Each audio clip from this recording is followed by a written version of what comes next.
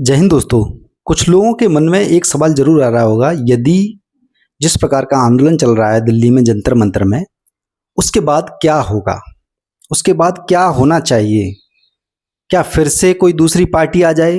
क्या यही होना चाहिए या फिर रियल में बदलाव होना चाहिए? तो वो बदलाव क्या क्या हो सकते हैं, कैसे हो सकते हैं, आपके सामने मैं विचार प्रस्तुत कर रहा हूँ। काफ़ी लंबे समय से मेरे दिमाग में ये विचार हैं, चल रहे थे। लगभग 15-20 साल हो चुके हैं जब से मैं सोचता था, फिर धीरे धीरे डेवलप हुआ ये विचार। उसके बाद में मैं आपको बता रहा हूँ क्या होना चाहिए। यदि मान के चलो हमने या आप लोगों ने, सभी ने मिल करके सरकार हटा दी, मान लीजिए सरकार ने इस्तीफा दे दिया, उसके बाद क्या होगा? क्या किसी पार्टी को फिर से लेकर के आ जाओगे? ये तो हम 2014 में करके देख चुके हैं। 14 में क्या हुआ था, 11 से लेकर 14 तक आंदोलन चला था, उसके बाद फिर से ये आ गए। अब हटा करके किसी दूसरी को ले आओगे तब भी वही होना है। आने वाले टाइम में फिर से रोओगे, क्योंकि वो किसी और मुद्दे पर दिक्कतें देंगे। तो दिक्कतें ना आए, इसके लिए हमें एक तंत्र की जरूरत पड़ेगी। जो सिस्टम है हमारा, उसको चेंज करना ही पड़ेगा। चाहे आज कर लीजिए, चाहे आप 50 साल बाद करेंगे। आप कब तक वेट करेंगे कि अमेरिका जब चेंज करेगा तभी आप चेंज करोगे? क्या आप पहल नहीं कर सकते हैं? जिस विश्वगुरु की बात की जाती है, वो विश्वगुरु होना क्या है अपने आप में? वो नयापन है। नयापन होना अपने आप में विश्वगुरु है। अभी तक हमने लोकतंत्र को क्या किया है? उधार लिया है। क्या हम अपना तंत्र नहीं बना सकते हैं? आपको ठीक लगे तो कमेंट कीजिएगा जरूर, ठीक है। आपको जो भी, देखिए इसमें संवाद होगा, ये नहीं कि मैं जो कह रहा हूं कि वही होना चाहिए, ऐसा ही होगा। मैं आपके सामने विचार प्रस्तुत कर रहा हूं कि ऐसा भी हो सकता है, ऐसा करना चाहें तो हो सकता है। इसको मैंने नाम दिया है नया तंत्र। इसके अंदर देखिए क्या क्या होगा। सबसे पहला जो काम होगा वो होगा राजनीतिक। जो शब्द है राजनीति, इस शब्द की विदाई होनी चाहिए। सबसे पहले राजनीति शब्द की जब तक विदाई नहीं होगी, क्योंकि शब्दों को, नामों को जब हटाया जाता है तो उसका फैक्ट पड़ता है, बिल्कुल पड़ता है। ये सीधे सीधे लिखा हुआ है यहाँ पर, राजनीति यानी राज करने की नीति। क्या यहाँ कोई राजा महाराजाओं का जमाना चल रहा है जो आज तक ये शब्द नहीं हटा है? किसी ने इस पर बात नहीं की? प्रधानमंत्री नरेंद्र मोदी ने क्या किया? बहुत सारे शब्दों को बदल दिया, नए नए एक तरह से इनोवेशन शब्दों में लेकर के आएंगे। हालांकि धरातल स्तर पर नहीं उतरे, लेकिन शब्दों में लेकर के आएंगे। राजनीति शब्द पर उनका नहीं पड़ा। क्यों? क्योंकि वो खुद राज करना चाहते हैं और उसकी नीति बना करके कार्य कर रहे हैं। इसी प्रकार से सभी पार्टियां ऐसा करती हैं। तो सबसे पहला कार्य होगा, राजनीति से शब्द होगा उसकी विदाई होगी। उसकी जगह रियल में क्या आएगी? सेवा नीति आएगी। राजनीति जैसा शब्द बैन होगा पूरी तरह से, मतलब पूरी तरह से बैन होगा। जिस प्रकार से यूट्यूब पर बैन हो जाता है, किसी शब्द को आप डाल दो तो आप लिख ही नहीं पाते हो, या फिर बोल दो तो आपका वीडियो डिमोनेटाइज हो जाएगा। इसी प्रकार से राजनीति शब्द पूरी तरह से बैन होना चाहिए। सेवा नीति इसकी जगह आएगा, क्योंकि सेवा के लिए रियल में आ रहे हैं। ये लोग बोल रहे हैं, आजकल के लोग बोलते तो हैं कि सेवा करने के लिए आ रहे हैं, लेकिन वो करते राजनीति, यानी राज ऊपर बैठना उनका उद्देश्य होता है, केवल और केवल।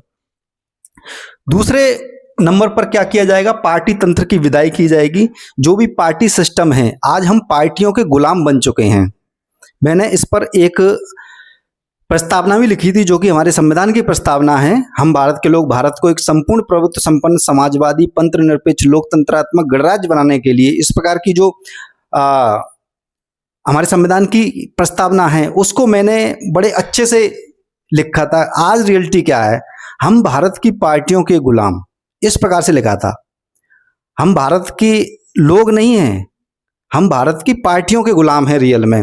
जो पार्टी कह दी, मतलब पार्टी 10-12 पार्टी हैं, या पार्टी तो बहुत सारी हैं, लेकिन फिर भी मेजर जो पार्टी हैं, हम उन्हीं विचारधाराओं को अपनी विचारधारा मान बैठे हैं। जबकि 150 करोड़ लोगों की 150 करोड़ विचारधाराएं अपने आप में होनी चाहिए। उन्हें उनके सोचने समझने का जो तरीका है वो ब्रेन डैमेज कर दिया है इन पार्टियों ने। तो पार्टी सिस्टम खत्म होना चाहिए, इसकी जगह व्यक्ति तंत्र आएगा, जो कि रियल लोकतंत्र भी है देखा जाए तो, लेकिन वो इंप्लीमेंट नहीं हो सका क्योंकि तंत्र में कुछ खामियां हैं, इसके कारण।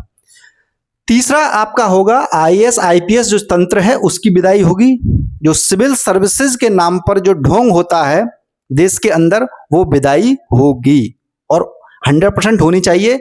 क्यों? क्योंकि ये लोग स्टील फ्रेम नहीं है, ये स्टील फ्रेम उनके लिए थे, अंग्रेजों के लिए स्टील की तरह खड़े हुए। आज आप देख रहे हो आंदोलन के अंदर जो व्यक्ति लाया गया है कमिश्नर, उसने क्या किया? वही वॉरेन हेस्टिंग, कॉर्नवालिस वाली क्या नीतियां अपना रहे हैं लोग, वही तो पढ़ करके आ रहे हैं ये लोग। इनको पढ़ाया जाता है, वही पूछ ले जाता है, नकल मार मुर के लिख के आते हैं ये लोग। मैं तो खुद इस चीज से गुजर चुका हूं तो मुझे पता है। तो इस तंत्र को 90% 90 से 95% जहां भ्रष्टाचार में पूरी तरह से ये लोग शामिल हैं, 90 से 95% भ्रष्टाचार में, इस तंत्र की ही पूरी तरह से विदाई होनी चाहिए। इस तंत्र पर क्या लोग नहीं होंगे फिर? हाँ, लोग होंगे, वो एक्सपीरियंस से आएंगे, निचले स्तर से एक्सपीरियंस से आएंगे, व्यक्ति के भाव देखे जाएंगे, उसके आधार पर आएंगे वो। देखिए, डिस्कशन हो सकता है, ये मैं आपके सामने प्रथम दृष्टया विचार रख रहा हूं। सभी व्यक्तिगत पदों की समाप्ति होगी, जैसे पीएम, सीएम, प्राइम मिनिस्टर, इन मतलब आज आप लोकतंत्र में जी रहे हो, ठीक है, लोकतंत्र है, लोगों का तंत्र होना चाहिए। ये व्यक्तिगत कैसे हो गया? ये तंत्र व्यक्तिगत कैसे पहुंच गया? चाहे वो इंदिरा गांधी का समय हो, चाहे मोदी का समय हो, चाहे किसी भी पार्टी के अंदर भी एक व्यक्ति का, किसी का दबदबा है। जैसे कांग्रेस पार्टी के अंदर भी क्या हुआ, एक पार्टी का दबदबा रहा, केवल और केवल। आज भी हम उस पार्टी के एक व्यक्ति है उसको चाह रहे हैं, तो वो भी एक नेगेटिव पॉइंट है। इधर की साइड मोदी के नाम पर ही सभी एमपी, एमएलए सब कुछ बन रहे हैं। ये सिस्टम क्यों नहीं होना चाहिए? जैसे पीएम, सीएम और ये सब पद जो हैं व्यक्तिगत पद समाप्त होंगे, इनकी जगह क्या होगा उसका भी मेरे पास खाका है। जैसे पीएम है तो पीएम क्या होगा? पीएम पोस्ट रहेगी, व्यक्तिगत पद समाप्त हो जाएगा, कोई एक व्यक्ति नहीं रहेगा। इस पद पर कम से कम 10 से 20 लोग आ सकते हैं इस पद पर, यानी पीएम जैसी पोस्ट के लिए 15 लोग हैं। 15 में से डिसीजन कैसे लिया जाएगा? बहुमत से लिया जाएगा। वो बहुमत 2/3 का बहुमत हो सकता है या 1/3 का हो सकता है, वो कुछ भी हो सकता है, वो डिसाइड कर लेंगे हम लोग बैठ करके। लेकिन व्यक्तिगत किसी को, एक व्यक्ति पर लोकतंत्र में सत्ता नहीं जानी चाहिए, चाहे वो पार्टी एक हो गई या फिर कोई पद एक हो गया। इनको और गहराई से बताऊंगा मैं आने वाले वीडियोस में। द्वितीय क्या होगा? द्वितीय संवैधानिक सभा का गठन किया जाएगा। संविधान में इन सभी चीजों के लिए सुधार की आवश्यकता होगी। जिन जिन चीजों में सुधार की आवश्यकता है उसमें संविधान सभा का जो गठन होगा वो सभी लोगों को, ऐसा नहीं है कि आज की जो बीजेपी, कांग्रेस पार्टी, इन सबको पार्टियां खत्म होंगी, व्यक्ति थोड़े ना खत्म होंगे। जो लोग उनमें भी इंटेलेक्चुअल हैं, जो वहां की जनता के द्वारा यदि उन्हें सपोर्ट किया जाएगा, भेजा जाएगा, उन सबको भी इसमें अधिकार मिलेगा। ऐसा नहीं है कि ये कोई मतलब किसी पार्टी को पूरी तरह से हटा करके फिर उसको मतलब अलग ही कर दिया जाएगा, ऐसा नहीं किया जाएगा। वो भी देश के लोग हैं, हम भी देश के लोग हैं, सभी देश के लोग हैं, सभी देश के लोग मिलकर के इस काम को करना पड़ेगा। द्वितीय संवैधानिक सभा का गठन किया जाएगा, जिसमें जो भी खामियां हैं, जो सिस्टम जिससे सही हो सकता है, वो बनाई जाएगी। इसकी बहुत जरूरत है। धर्म और राजनीति को पूरी तरह से अलग कर दिया जाएगा।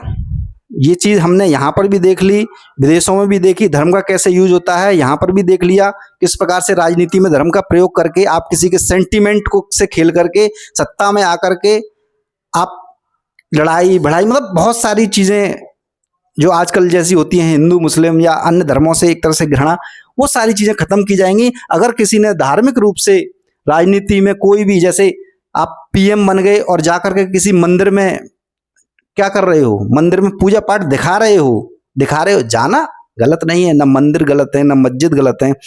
किसी भी देवी देवता को कभी भी कुछ भी गलत सलत नहीं कहना चाहिए, वो उनका व्यक्तिगत अधिकार है। लेकिन आप राजनीति में लेकर के आओगे तो सीधे फांसी की सजा होनी चाहिए। यदि कोई राजनीतिक पद पर बैठा हुआ व्यक्ति, राजनीतिक मतलब सेवा नीति जिसे हम कह रहे हैं, अभी तक ये राजनीतिक है तो राजनीतिक बोल रहा हूं, राजनीतिक सेवा के पद पर यदि कोई व्यक्ति बैठा हुआ है, उसे किसी भी धर्म के दिखावे की जरूरत नहीं होनी चाहिए, व्यक्तिगत होना चाहिए। वो जाए अपना पर्सनल जाए, लेकिन राजनीतिक रूप से कोई भी पैसा, कोई भी फंड, कुछ भी ऐसा नहीं दिया जाएगा। और व्यक्तिगत रूप से सभी धर्मों को अपने खूब तरक्की करो, कोई दिक्कत नहीं है, डिस्कशंस करो। ऐसे हम वो भी बनवाएंगे जैसे नास्तिक हैं, आस्तिक हैं, सभी लोग मिल करके बैठ करके बातचीत करो हब की रूप में, ये चीज होगी।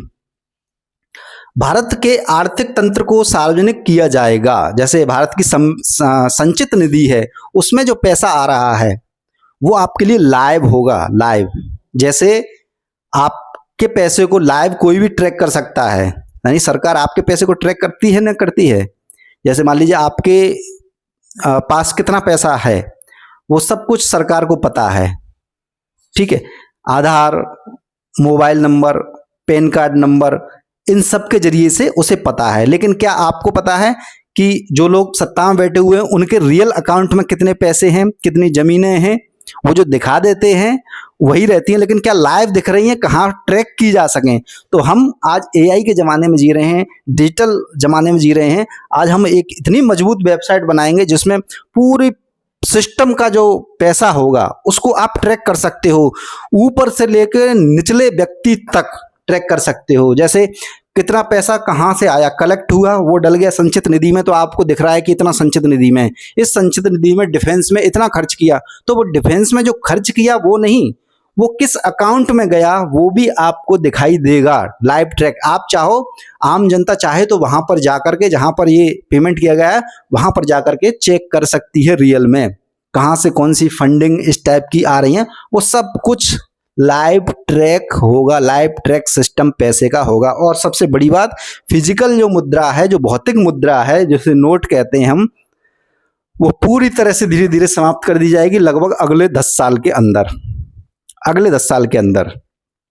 इसका लाभ ये होगा कि किसी भी प्रकार का जो लेन देन होता है जो कि भ्रष्टाचार में काम आता है वो पूरी तरह से समाप्त हो जाएगा, पूरी तरह से समाप्त हो जाएगा। कुछ लोग कहेंगे कि ऑनलाइन भी हो जाएगा, उसके लिए है ना ये जो तंत्र हम लेकर के आएंगे नया, सभी व्यक्तियों के पदों को समाप्त कर रहे हैं। चुनाव की प्रक्रिया क्या होगी उसमें चेंज करना है हमें। चुनाव की प्रक्रिया को भी मैं बताना चाहूं तो यहां पर बता सकता हूं, लेकिन एक सिनेरियो है जिस पर हम बात कर सकते हैं, डिस्कशन कर सकते हैं कि इस तंत्र के बाद क्या वही पुराना खेल फिर से चलेगा या कुछ नया। हमें अपने सिस्टम को पूरी तरह से बदलना पड़ेगा। जब पार्टी खत्म हो जाएंगी तो फिर कौन लड़ेंगे चुनाव? व्यक्तिगत चुनाव लड़ा जाएगा, व्यक्तिगत चुनाव लड़ा जाएगा, सीट बढ़ा दी जाएंगी, ऊपर लोग कैसे पक्ष विपक्ष कैसे बनेगा, इस पर मैं अलग से वीडियो लेकर के आने वाला हूं। आप लोग इन चीजों पर डिस्कशन जरूर करें।